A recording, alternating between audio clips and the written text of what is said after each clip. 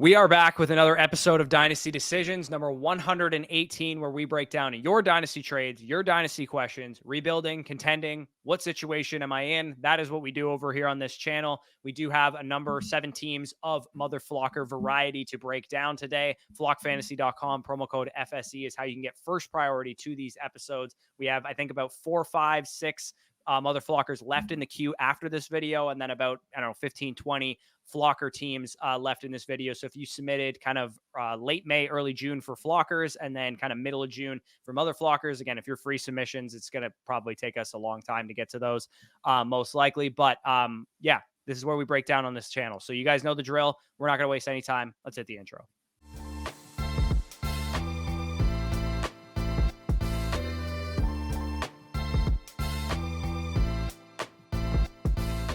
Alrighty, so kicking things off with Chris's team, 10-team, half PPR, super flex format. Team is on the screen there. It's a start 8. So again, you want those starting lineups to be great. Lamar Jackson, Anthony Richardson, Jared Goff, Deshaun Watson, Bijan, Pacheco, B-Rob, Ramondre Stevenson, CeeDee Lamb, Monra, St. Brown, Puka Nacua, so on and so forth. Kyle Pitts at the tight end spot. Doesn't look like he's had his rookie draft yet by the looks of it. 104 and 107 listed here too, on top of this team already being kind of mental.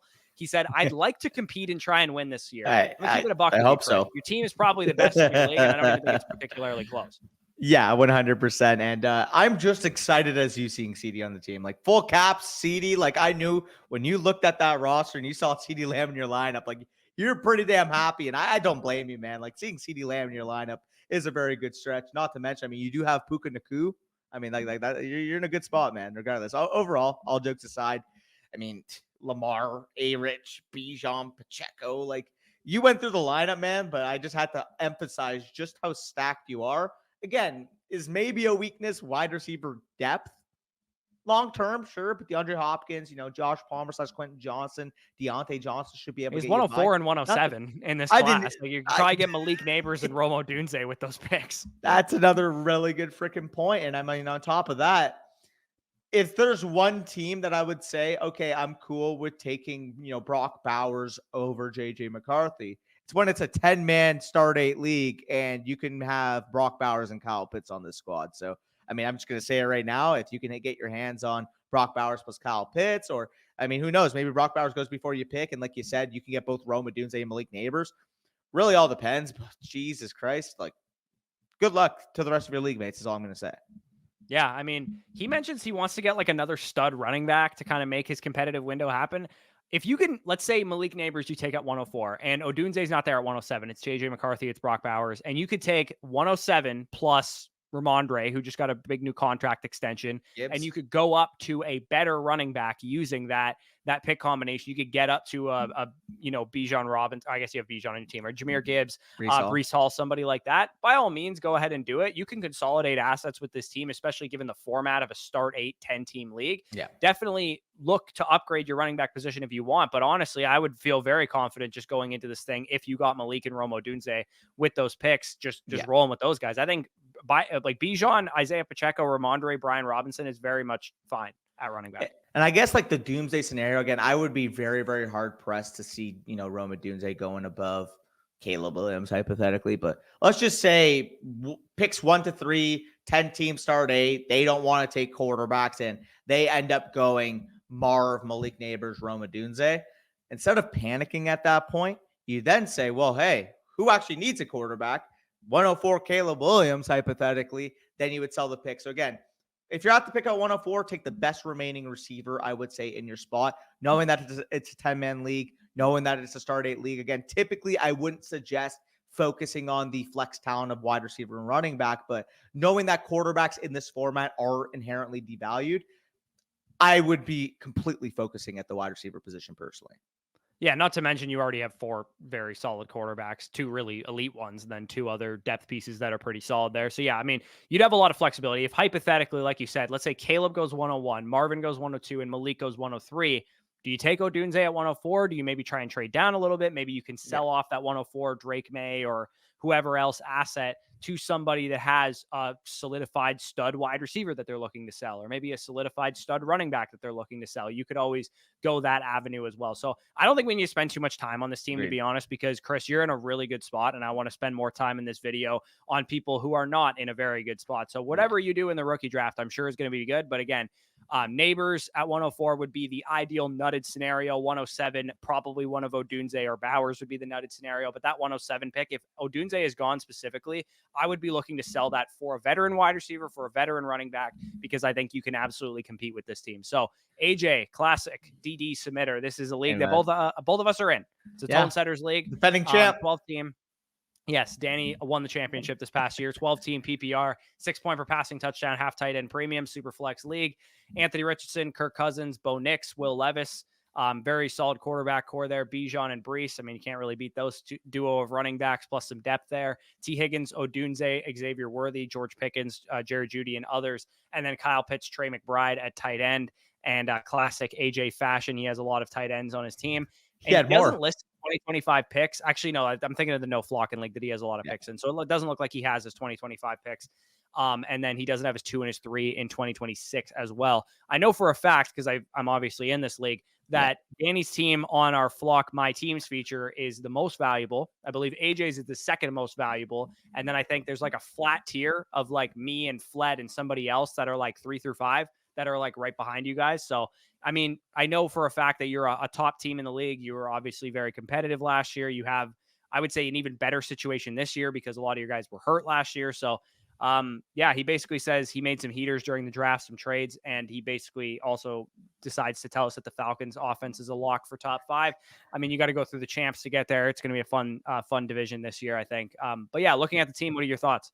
Yeah, I mean, overall, I mean, just looking at it, you have a good team in this league. Absolutely. And I believe he's actually the inaugural champ of this league, if I remember correctly, or him and Doc actually split the championship. Cause I remember there was like the controversy in that year where like he snuck in as like the 6th seed, went on a big run. Obviously Doc upsets you in the semifinal. AJ wins the other semifinal. And I believe obviously with the, the impact of the Bengals-Bills game in the Week 17, I believe they ended up splitting the pot, if I remember correctly. Is that? They ended up splitting it from the Hamlin incident. They either split the pot or Doc just said, "Hey, you were up big. You can take the first place prize. I just want to be known as the co-champ because obviously we couldn't see what had happened." Like Doc was really civil with it. I think that's actually what happened. Correct me if I'm wrong. So either way, though, I mean, 2 years in the league. You won the championship first year. Looking at the team now, obviously, again, you're really hoping for the health of Kirk Cousins. But even if Kirk Cousins is a little bit volatile, given he's coming off the Achilles tear as an older quarterback, having Bo Nix, having Will Levis in the wings, especially from a liquidity standpoint, knowing that this league, man, like quarterbacks are dimes, or quarterbacks are gems. Wide receivers are gems. Like if you guys want the prototypical FSC league market where quarterbacks and wide receivers are valued high, running backs and tight ends aren't, this is the league for you.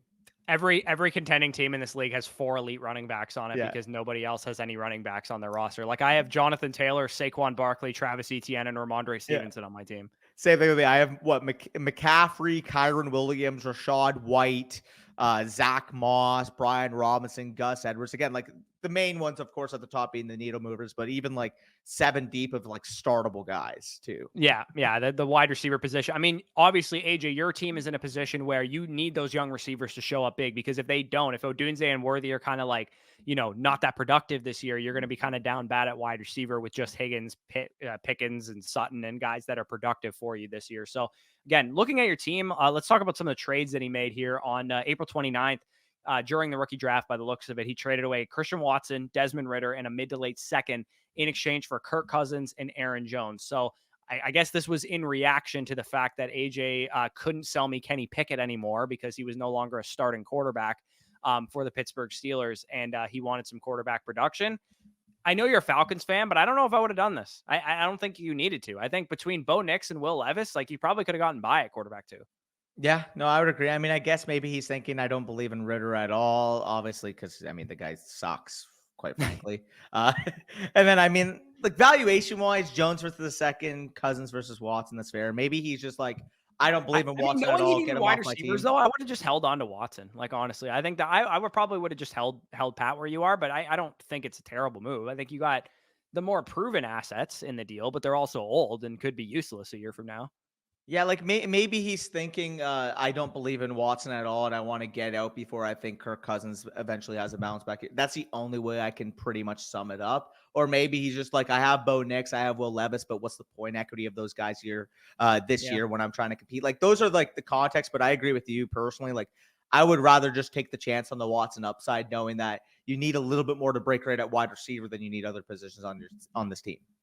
Yeah, not to mention, I guess you have the correlation with Bijan and Pitts there for Yeah, Kirk Cousins as well. He also made this deal where he sells off Trevor Lawrence, Zay Flowers, Dalton this Kincaid, was a and James heater. Cook. I Yeah, this remember was a this. heater, and I was trying to get Trevor Lawrence from him for a long time. And he gets Anthony Richardson, Kyle Pitts, 106 Romo Dunze, and the 310 Luke McCaffrey here. So, I mean, I look at this the way that I'll break this down, and you can break it down yourself. I think Trevor Lawrence and Anthony Richardson's a wash. I know you don't think that, but Trevor Lawrence, Anthony Richardson washes out for me. Dalton Kincaid, Kyle Pitts washes out for me. Zay Flowers and James Cook versus 106 and 310. I think I would slightly prefer Zay Flowers and James Cook. So for me, I actually kind of like the side that you gave up, but it's pretty close.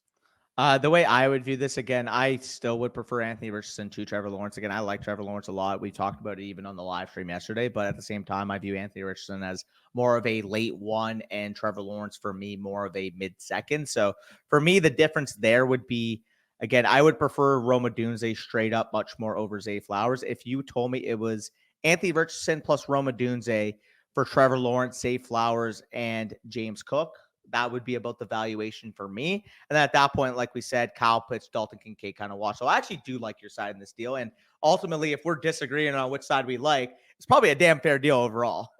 Yeah, for sure. I would say too, knowing that you have probably 68 dynasty shares of Kyle Pitts, I would have been less likely to make this trade too. So that would be my other critique with it. But yeah, I mean, it's probably a decent deal over. I believe this was Flett that he made this deal with. I kind of liked it. Was it actually? I think so. Yeah. If not, I might be mistaken there. But if it was Flett, I think I like his side of it. Yeah, I actually do remember Flett sending this deal, and I'm pretty sure in the chat I said I think I slightly like AJ's side, and you're like I like your side. So it just goes to show you that I mean this was a fair deal overall. Even though I slightly prefer your side here, I do feel like again if you view Trevor Lawrence and Anthony Richardson on the same tier and potentially even within a couple spots to start up rankings, I understand the rationale for Flett doing it as well. Because I mean regardless, we could look back in a year from now. One side could be like, "Oh, you completely robbed the other," or the other side can say that. And typically speaking, if both have that value accrual potential, it's a fine move. Yeah, I'm not even going to say try and sell one of your tight ends because I know the dynamic of this league and there's no way anybody's buying one. And I have George Kittle, so I ain't buying one. And you have, who do you have?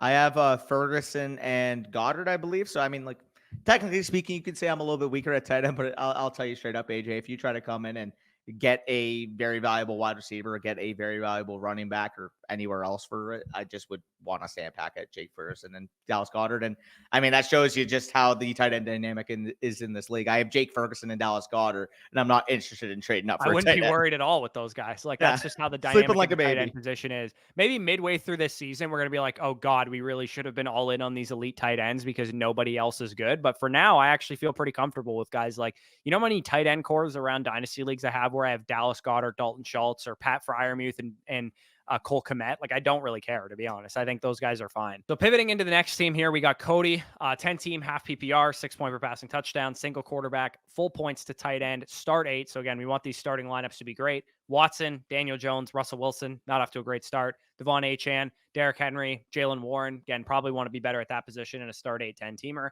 Puka Nacua, Zay Flowers, Dontavian Wicks, Jameson Williams, those type of guys, again, probably want to be better in a 10 teamer. Trey McBride, Kyle Pitts, just the classic combo of this entire video, apparently. But you do have a lot of picks by the looks of it. And it doesn't look like he's had his rookie draft yet because I don't see any rookies on his roster. 101, 102, 103, 104. Hell of a friggin' haul to have picks there. And then I'm assuming those are 2025 picks that he has in the middle with 3 1s and 2 2s and all of his 2026 picks. So again, the shell of this team doesn't look great, but knowing that you're going to add Harrison, Neighbors, Odunze, Bowers probably, or maybe trade off of that, given your tight end core, whatever the case is.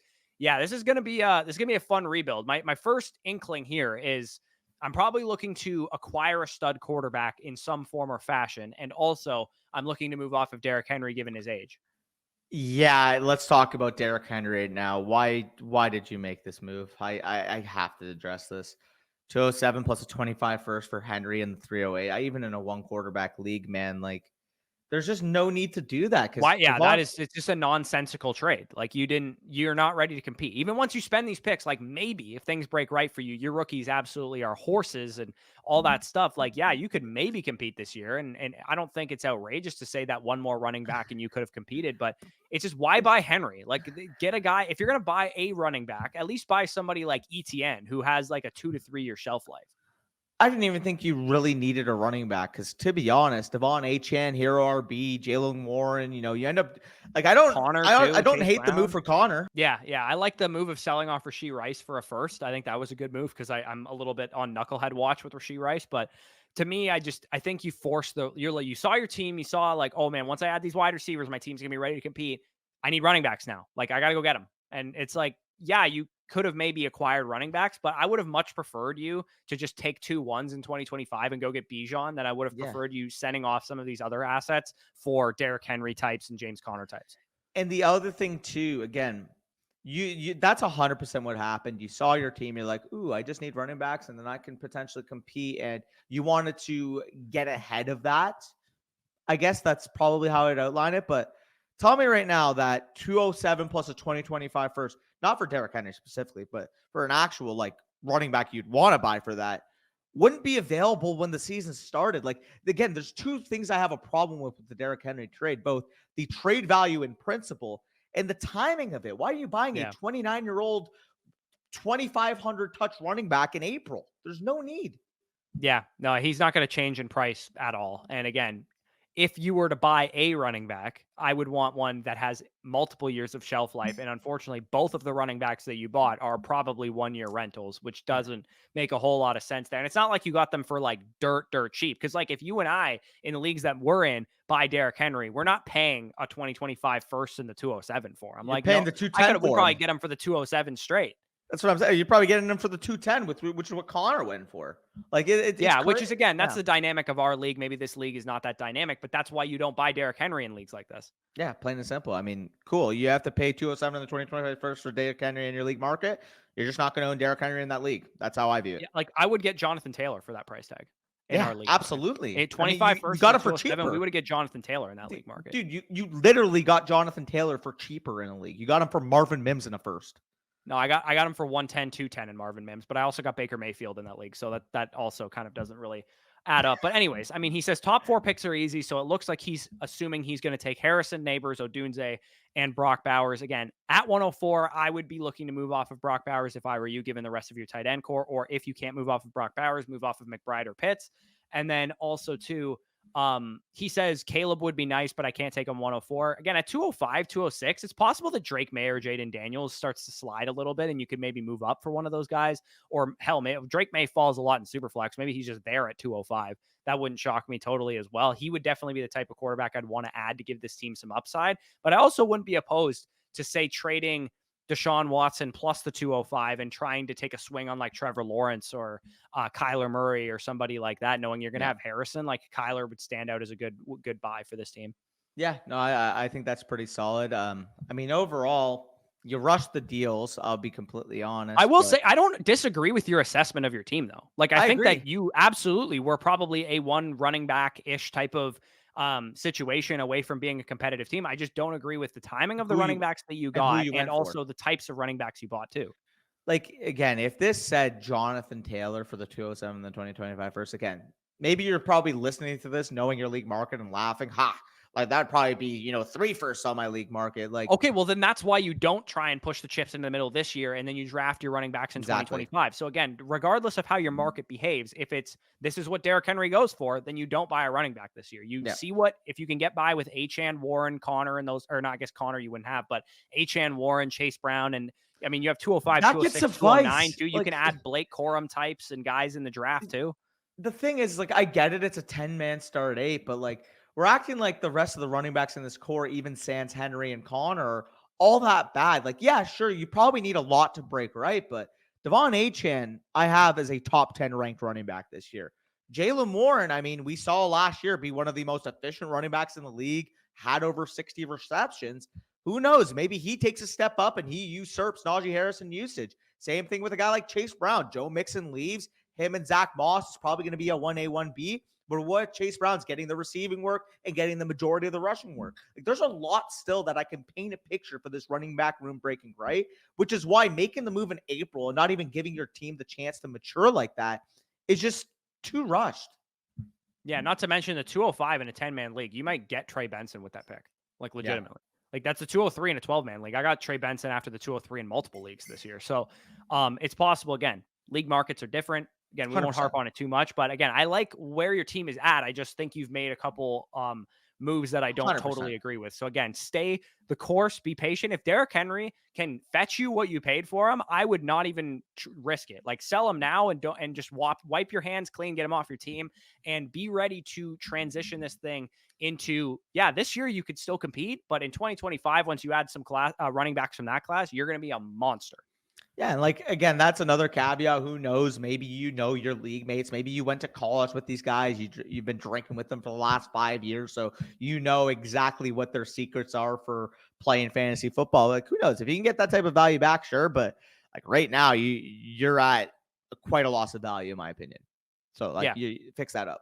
You got it. But again, your team is still in a very good spot, even despite those moves. So we don't want to harp on it too much. But again, a couple things that I would change differently is don't be patient or don't be impatient at running back. Again, maybe the deals are done and you can't get what you paid for them. That's fine. Go into the season and see what you can do. You should be a competitive team, but come week 5, if your rookies aren't producing yet or whatever the case is, then Derrick Henry and James Conner are on the trade block, and I would be okay selling them for 80 cents on the dollar what you paid for them, because you just kind of wipe your hands of that and learn a lesson. You'll still have a bunch of ones in 2025, and you can still add those running backs then, but it's just a learning experience at that point. So next team we can get to, we talked about it long enough. We can get to Matt's team here. 12-team PPR, 6 point per passing touchdown, tight end premium, single quarterback, Trevor Lawrence, Kirk Cousins, Will Levis, again, probably fine there, but probably on the weaker side of your league. Nothing really going on at running back, Roshan, Sermon, those type of guys. Drake London, JSN, and others at wide receiver, but pretty much Drake London and JSN, the only thing worth anything. And then Kyle Pitts, Tucker Kraft, Greg Dulcich, and others. Does not have his rookie draft yet by the looks of it. So 102, 105, 112, 201, 202, 302, 402. And then in, I'm assuming 2025 and then 2026 is how that's probably supposed to say. It looks like he has an extra first and then all of his future picks aside from that. So year 2 of this league, said draft didn't pan out the way that he hoped.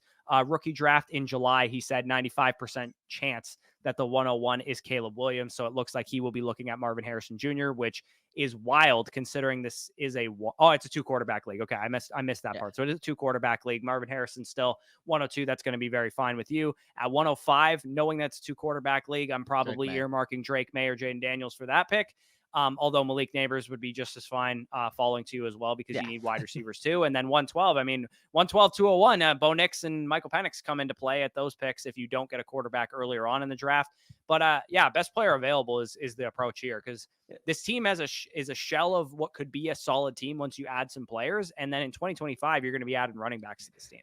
The other caveat I will add, by the way, is if you draft Drake May or Jaden Daniels at the 105, target the running back / wide receivers at that 112 to 202 stretch. If it's Malik Neighbors that falls to you at the 105, then you can mix in one of those quarterbacks. But ultimately, I wouldn't do both don't pigeonhole for sure, because Brooks, Benson, Worthy, Thomas, and McConkey are going to be, you're going to have some combination of those players from 112 to 202.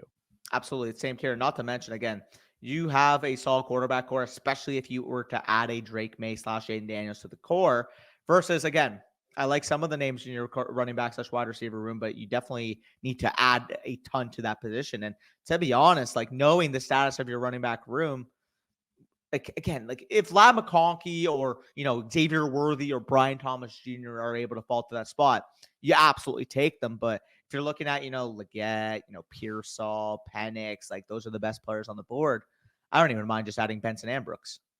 Yeah, no, I don't mind that as well. The trades he made last year, so these are not recent trades. Just he said trading is very difficult in this league, and most of the league has to win the trade in order for the trade to actually go through, which is a lot of the dynamics that people have in home dynasty leagues. Mike Williams, he sold last year, week 2 of the season by the looks of it, for the 112, or a first that ended up being the 112. So, fortunately for that guy, he still won the championship, but that could have aged even worse for him than it ended up doing. Kyler Murray, he ended up selling off for the 105, 201, a mid first in Kirk Cousins. I think that's probably a pretty decent return for Kyler Murray. We're on the side of like Kyler Murray is a perpetual buy, but I actually think that that's one of the better returns I've seen from him. Yeah. I mean, straight up, you're telling me it's Drake May / Jaden Daniels potentially, plus Kirk Cousins, plus the 201, plus not only is it a great return for Kyler Murray, I think he kind of took this kid to the woodshed. I mean, to be fair, this was made in season. Probably didn't expect it to be the 105, most likely.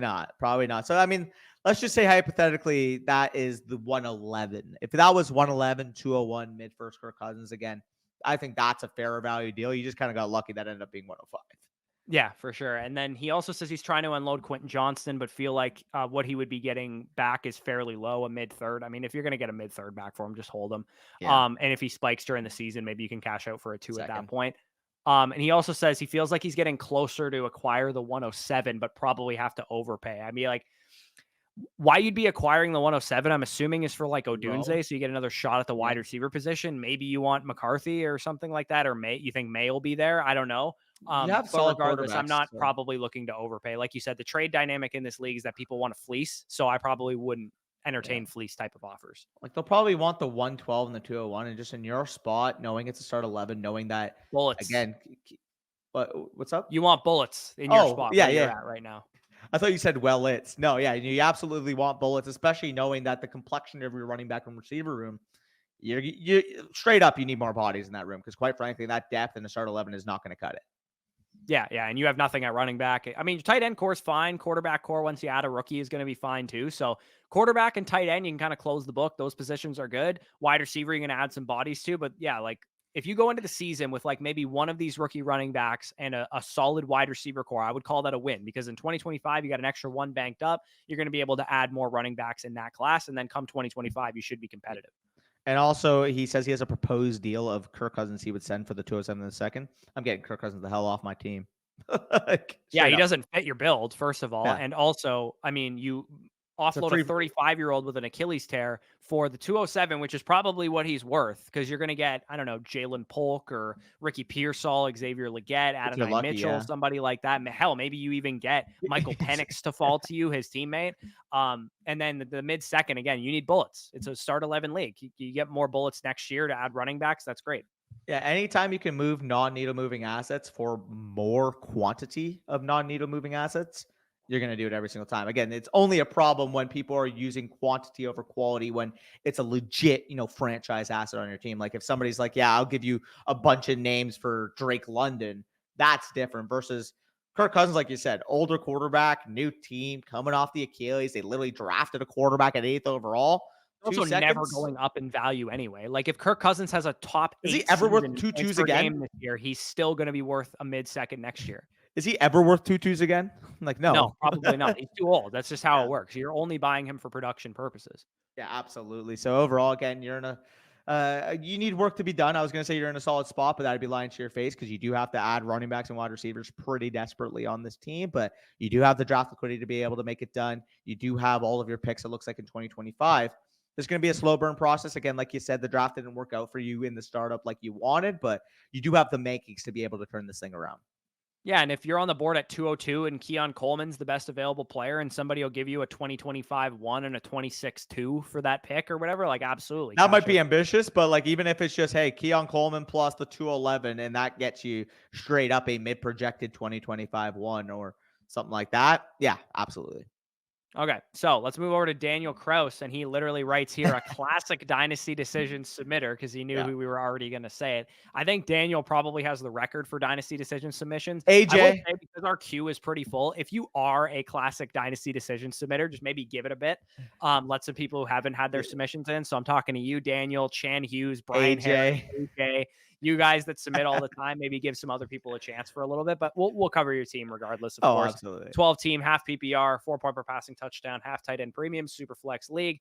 Justin Herbert, Drake May, Jaden Daniels, Geno Smith feels good at quarterback there. Ken Walker, Ray Davis, and some other guys there at running back. Drake London, Odunze, Tank Dell, Xavier Legette, Deontay Johnson, Jalen Coker. Classic trio of Carolina Panthers wide receivers could never go wrong.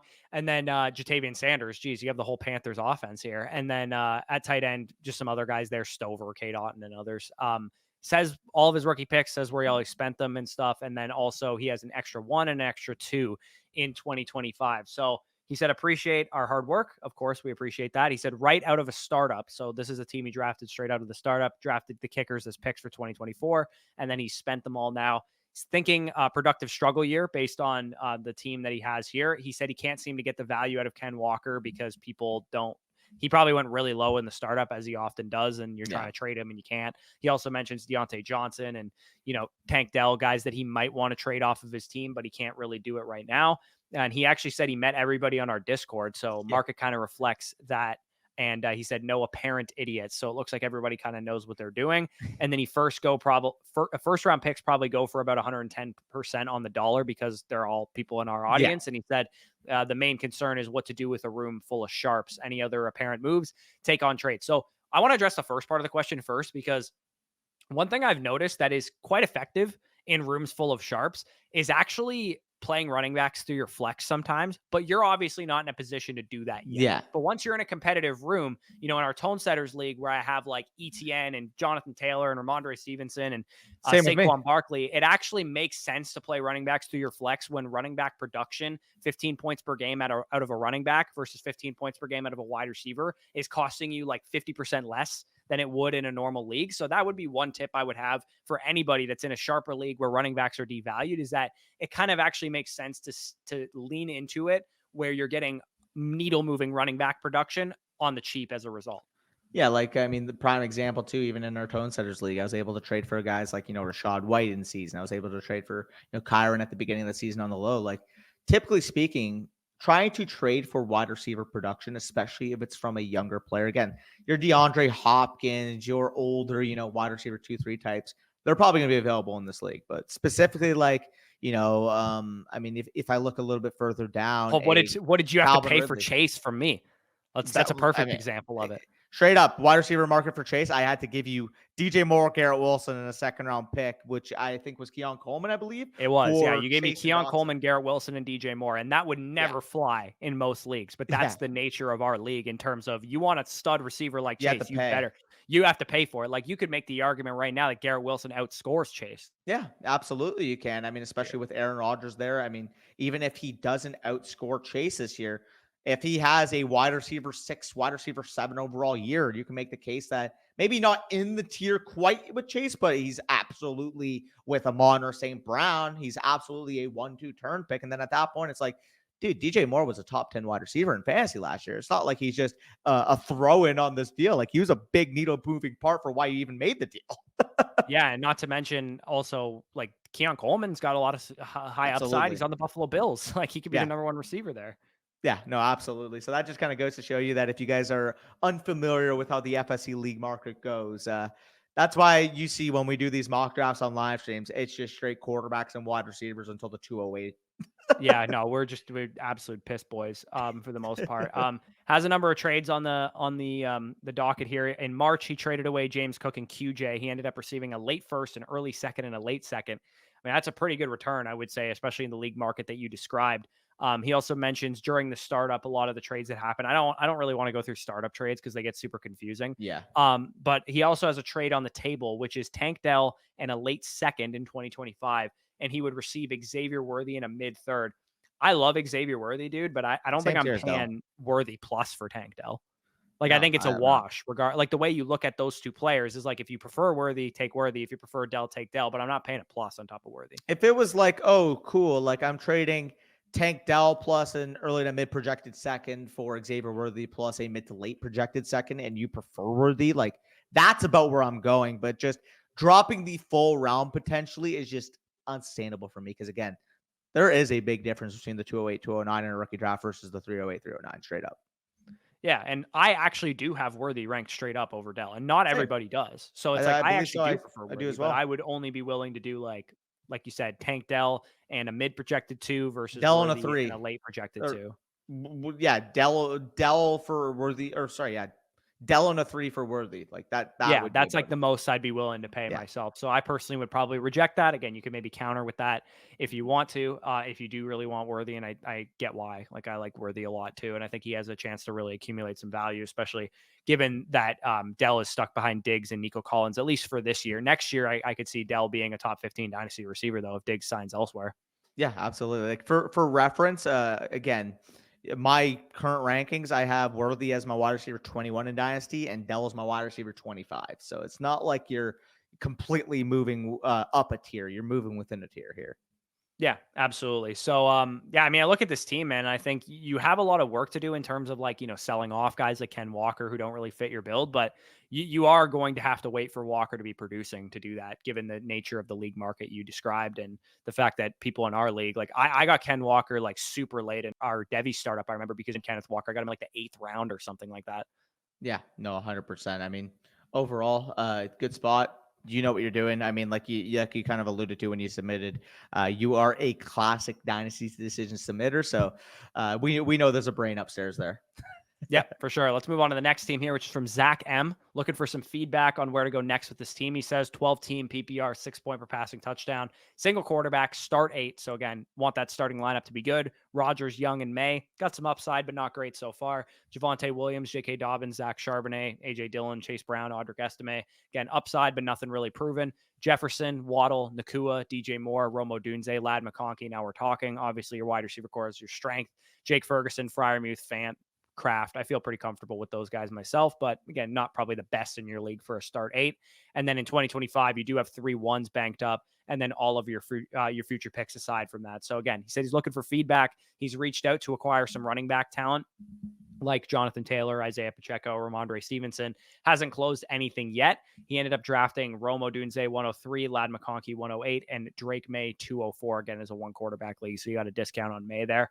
And he has a trade, looks like that he completed where he sent away a second projected late and Trey Lance for Jake Ferguson. I think that's a pretty solid move, especially in a 1 quarterback league. Like a late second in a 1 quarterback is not going to have a huge amount of value. I mean, what are your thoughts on the team overall and kind of where he's at with it?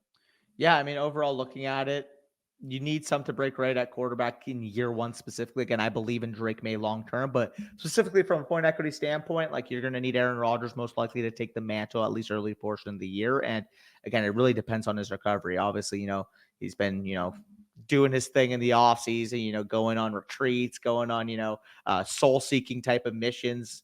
I don't know. He's doing Aaron Rodgers stuff pretty much like he always seems to do, but you need him to be able to be ready week 1 because as much as I love Drake May, specifically in the first few weeks of the year, maybe it's some Jacoby Brissett or maybe we see some learning curves. So you're definitely going to need Aaron Rodgers to be your main producer in year 1.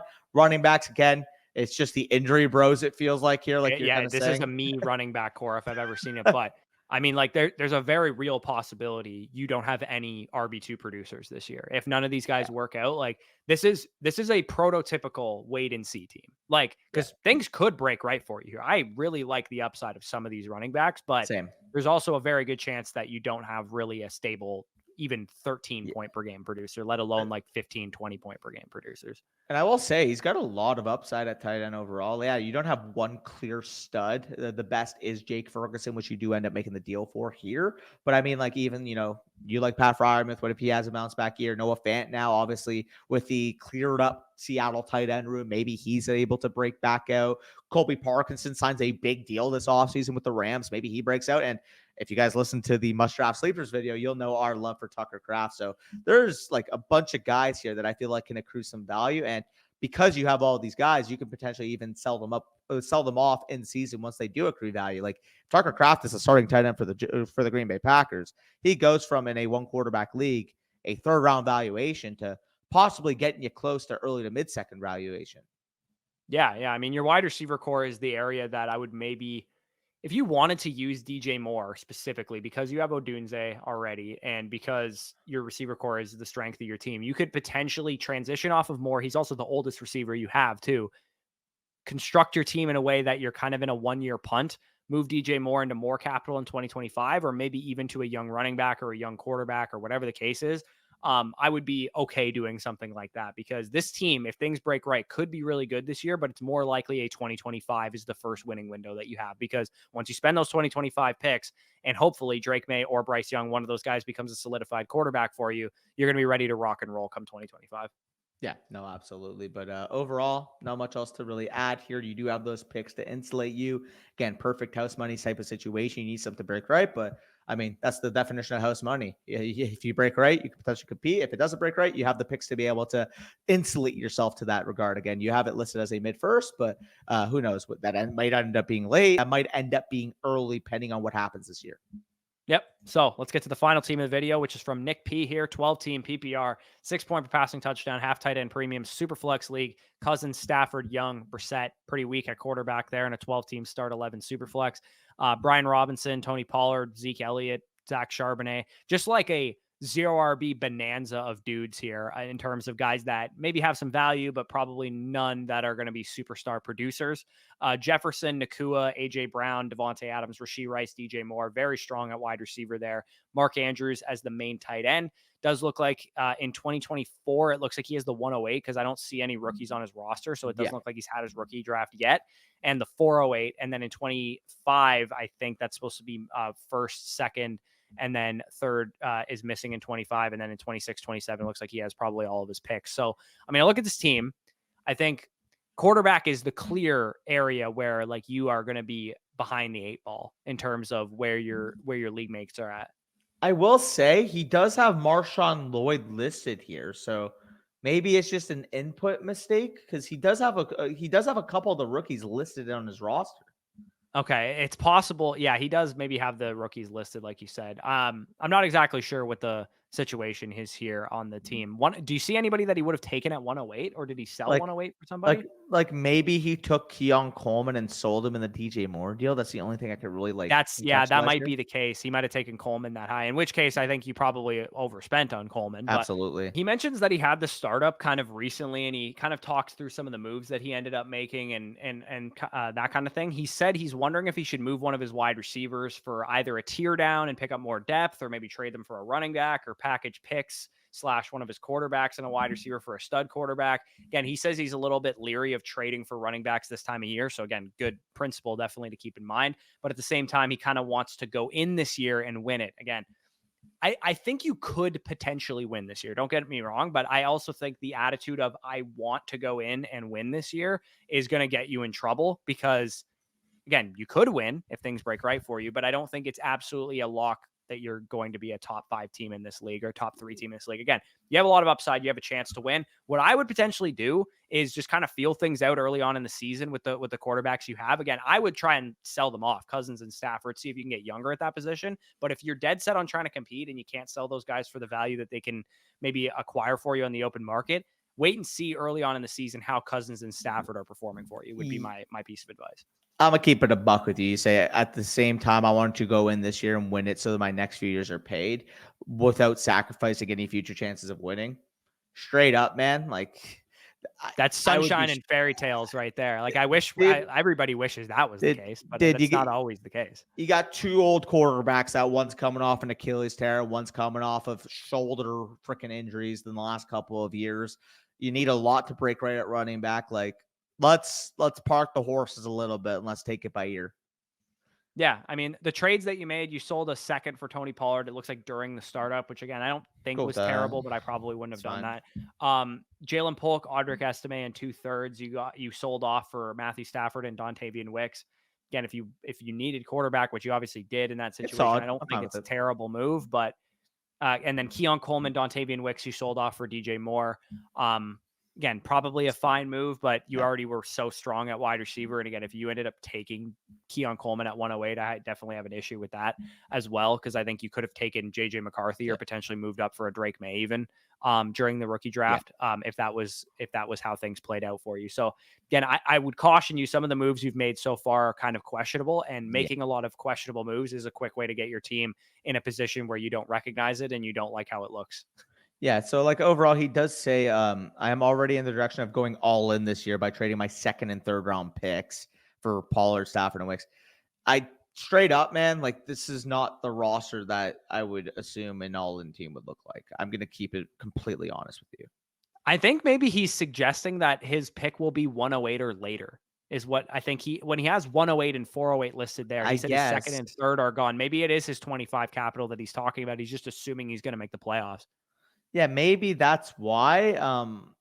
I don't know, man. Like even your wide receivers are stacked, but like you need a lot to break right at quarterback and running back still, man. Like it's a volatile team. It could very easily finish 108 or later, but anything happens to those quarterbacks, and that's looking like the 103, 104. Yeah, no, I agree. I really do like the DJ Moore trade. I think that's fine. Same. Keon Coleman, Dontavian Wicks, that's a good move.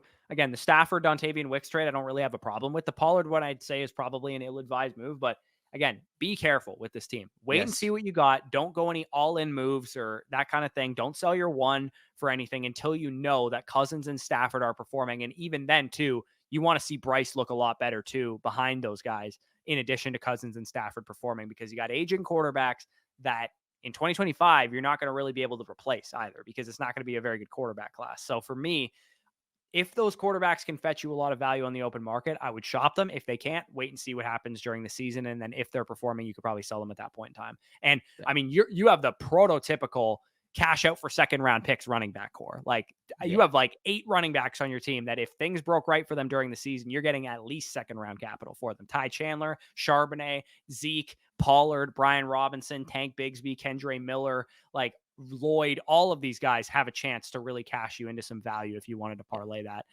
during the season. Yeah, no, I think you pretty much summed it up. Again, volatile team. I would be very, very cautious before investing more capital, knowing that this could sink. This could absolutely use sink. our My Teams feature. Like you have access to the site, load your team in, see how good your league mates teams are, how good and top heavy they are, especially because our ELO system will rate high end talent higher than it rates depth. Your team is deep, but I'm not sure you have the top end talent outside of the wide receiver and tight end position to be able to compete in this league. But I know I could be wrong. I mean, if everybody's team sucks and your team is rated second in the league by the system, then maybe I'm mistaken there. But again, even if you are competitive this year, even if you are all in, quote unquote, don't go all in by selling off everything you have to try and win. Wait and see how your team is performing through 5-6 games of the season. Yeah, no, absolutely. Okay, so we'll close this video out by saying, as always, if you enjoyed, leave a like down below, subscribe to the channel if you guys are new around here, and as well, if you want your team broken down, FSC Motherflockers, promo code FSC on flockfantasy.com. Sign up for an annual Motherflocker subscription or a monthly Motherflocker subscription to skip the line, be ahead of the pack. And additionally, when you sign up using an annual Motherflocker subscription with promo code FSC, you get a voucher for a free team review. So we can basically send you a Dynasty Decisions episode with one of your Dynasty teams on there. So if that interests you, definitely check out the site. Of course, we have our Dynasty rankings, one quarterback rankings, super flex, Dynasty trade value chart. We'll probably give an update to here in the coming weeks before training camp, as well as our best ball rankings are live. If you guys are doing underdog drafts, we have our FSC running back and wide receiver prospect models, tons of content over on the site, the My Teams feature, the trade calculator, tons of stuff that is well worth your money to sign up over there. And again, you do get priority access to these episodes by signing up using promo code FSE only. So if that interests you, check it out down below in the link in the description. But with that being said, peace out, and we'll talk to you soon.